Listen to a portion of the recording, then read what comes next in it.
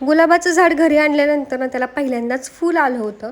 आता झाड आणताना त्याला गुलाबी कलरचं फूल होतं, पण घरी आणल्यानंतर ना दुसरं फूल त्याला लाल कलरचं आलं होतं. कसं काय काय माहीत. गुरुवार असल्यामुळे छान अशी स्वामींची गुरुवारची पूजा मांडून घेतली. संध्याकाळी विकी पण लवकर आला होता. मग आद्यानं मी आवरलं आणि मग आम्ही सगळे गेलो स्वामींच्या दर्शनाला. तिथं गेल्यानंतर ना चंदन लावणं आमच्यासाठी कंपल्सरी आहे. चंदन लावल्यानंतर डोकं कसं एकदम शांत होऊन जातं, सगळे टेन्शन निघून जातात. स्वामींच्या मंदिराच्या बाहेरच सोनचाफा विकायला बसले होते. आता स्वामींना सोनचाफा भरपूर आवडतो, मग मी पण एक पॅकेट घेतलं.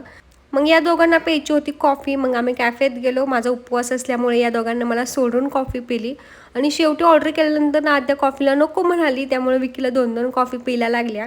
घरी येताना भाजीला घेतलं, कारण भाजी काय करायची हा प्रश्न नेहमीच असतो. आणि आज मला स्वयंपाकाला खूप धावपळ झालेली आहे. आता तुम्हाला 1 मिनिटाच्या ब्लॉगमध्ये मन भरलं नसेल तर आज आपल्या यूट्यूबवरती लॉंग व्हिडिओ येणार आहे, त्यामुळे तो नक्की जाऊन बघा. त्यानंतर स्वामींना छान असा नैवेद्य दाखवला